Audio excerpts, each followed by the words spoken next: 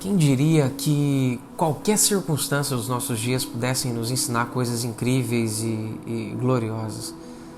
Tava eu e um amigo indo para alugar uma casa. E depois daquela empolgação toda de estar ali dentro daquela casa, eu me dei conta quando eu já estava aqui, dentro dessa sala, que eu não sabia onde estava minha carteira. E pensa em algo que não é pequeno. Pensa numa carteira pelo menos desse tamanho, que seria muito difícil você esquecer dela. E eu esqueci. E não me dei conta. Quando eu percebi, eu me senti convidado pelo próprio Deus a voltar no estabelecimento onde nós estávamos, porque ela poderia estar lá. Só que o que a gente não percebe é que no longo do dia, ele tem tentado nos ensinar, ele tem tentado aplicar princípios do coração dele, tira a palavra princípios, ele tem tentado transferir características do coração dele para nós, para que nós possamos de verdade nos parecermos com ele.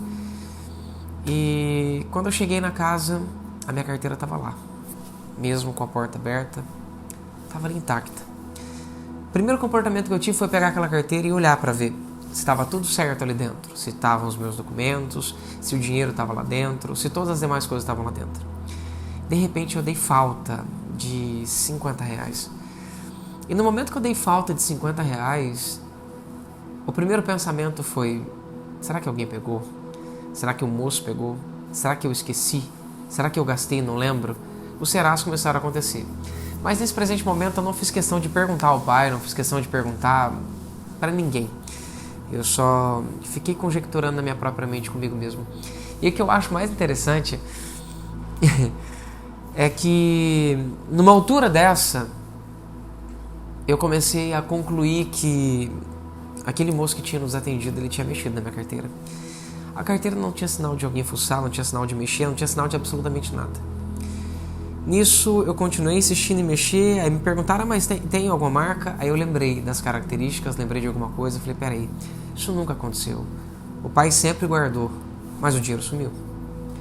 E nesse exato minuto, quando eu já desci a escada, estava praticamente para sair, eu passei, eu falei: eu vou falar com o moço. O moço era um moço de baixo, do primeiro andar, eu falei: eu vou falar com o moço. Do apartamento nós estávamos alugando para um amigo nosso, junto com ele, né? Ele tá alugando para ele. Eu falei: não, peraí, eu vou falar com ele. Pelo menos eu vou perguntar para ele se aqui é um lugar confiável, porque afinal de contas havia R$50 na carteira, ela sumiu. Naquele exato segundo me veio um suave toquezinho de Deus. Sua esposa pegou para comprar pão. E nesse exato segundo, esse precioso conhecido que estava junto comigo lembrou junto comigo. Quando eu cheguei no carro, estávamos saindo para filmar, o Guga olhou para mim e falou assim: Wagner, não, a Ana pegou para poder comprar pão pra gente pro café. Só que naquele exato minuto eu já tinha julgado aquele moço. Eu já tinha determinado sentença. Eu já tinha condenado ele como alguém que abriu a minha carteira e pegou. E no meio desse embaraço todo, eu comecei a pensar: ele me ajudou a achar a carteira. Eu cheguei na casa, a casa que estava com portas abertas e qualquer pessoa podia subir lá dentro, ninguém subiu. A carteira que poderia ter pego várias outras coisas lá dentro, ninguém pegou. A carteira estava protegida e no longo desses 14 anos nunca me sumiu R$1 da minha carteira, mesmo esquecendo ela em lugares públicos, como shopping, como qualquer outro lugar. Nunca, literalmente, sumiu nada. E o pai falou: Wagner, você tá vendo? Às vezes o medo de eu não proteger, o medo de eu não guardar, a dúvida, a circunstância e um monte de outras coisas faz com que você não perceba que eu já estou te protegendo, que eu já estou te guardando, que eu já estou te livrando de um monte de coisas e estou fazendo com que você realmente não seja desfavorecido ou desprivilegiado da minha proteção, do meu amor, do meu carinho. Eu botei a mão no meu rosto, eu falei: meu Deus do céu, o que eu tô fazendo, gente? Já julguei um moço. Eu não precisava ter feito isso, uma vez que eu sei que julgar e determinar a sentença. Eu posso pensar e não bater o martelo como eu bati dentro do meu coração. Eu não conversei com o moço, eu não falei com ele, Eu não bati martelo ao público para todo mundo, mas lá no fundo, do profundo do meu coração, eu julguei o rapaz. E eu percebi que cada vez que nós olhamos para os cenários, cada vez que nós olhamos para os medos, nós perdemos a oportunidade de ver o que Deus está fazendo. São 2 cenários para mim e para você. E eu naquele dia eu escolhi o cenário da dúvida, eu escolhi o cenário de não acreditar na proteção de Deus. O Pai tem nos feito coisas diariamente e nós temos perdido a oportunidade de observarmos o carinho, a atenção, o amor, a proteção e várias outras coisas que Ele tem feito conosco. Naquele exato minuto eu lembrei de todas as vezes que eu esqueci das coisas, todas as vezes que eu dormi de carro aberto, porta aberta, janela aberta, todos os dias que eu andei em lugares perigosos, quando eu fui nas Olimpíadas, eu entrei dentro, nosso carro é bem grande, nós entramos dentro da favela do Rio de Janeiro. E eu ainda cabeludo, com coque no cabelo, parecendo minha família inteira, e ninguém viu a gente. Sabe o que você chegar, parar na frente das pessoas e passar diante de pessoas com fuzil dentro da favela, aquele povo todo, e simplesmente você não vê uma pessoa te encarar? Ninguém nos viu. Eu lembrei da gente no monte, em 2000, lá vai bolinhas para trás, a polícia subiu lá em cima para fazer vistoria nas pessoas, e de repente eu vi andando de frente com o policial, eu vindo, ele simplesmente desviou em mim como se eu fosse uma árvore. E eu falando com ele não me deu a mínima. Passou uns 40 segundos eu percebi que na realidade não é que ele não me deu a mínima, ele não me viu. E ele não viu um grupo de quase 20 e tantas pessoas que estavam junto comigo, que nós estávamos orando no monte.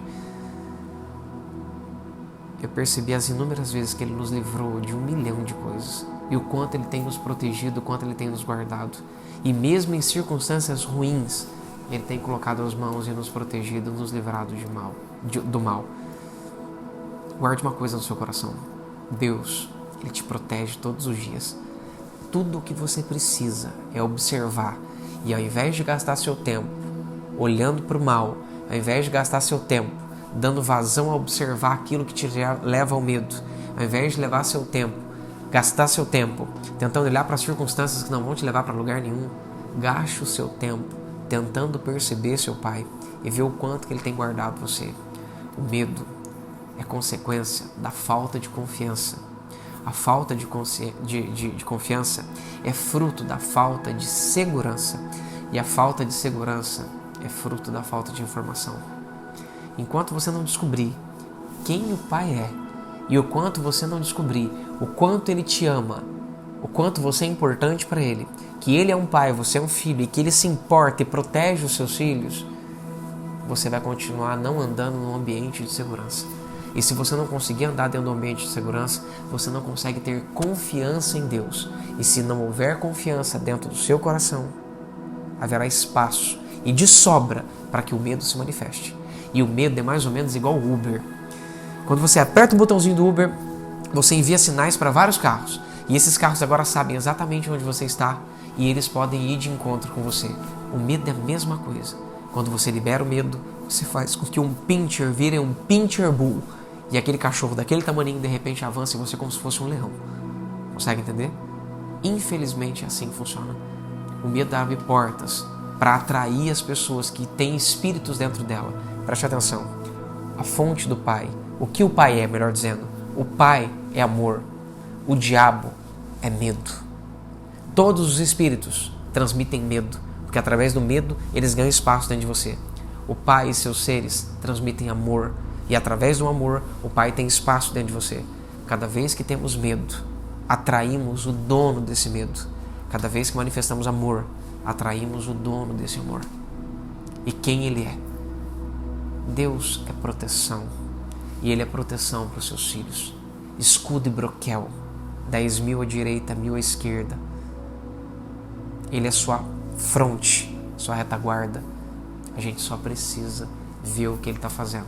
Porque senão, 1 minuto, 10 segundos ou uma única circunstância de problema pode te chamar mais atenção do que 5, 10 anos de proteção contínua sem você nem perceber. Às vezes gastamos muito esforço e muito tempo reclamando de uma circunstância que aconteceu de errado, mas não gastamos o mesmo tempo que nós gastamos reclamando para valorizar pelo menos uma coisa que nosso Pai nos fez. Ele é proteção, Ele é amor. Ele é Pai. E seu Pai.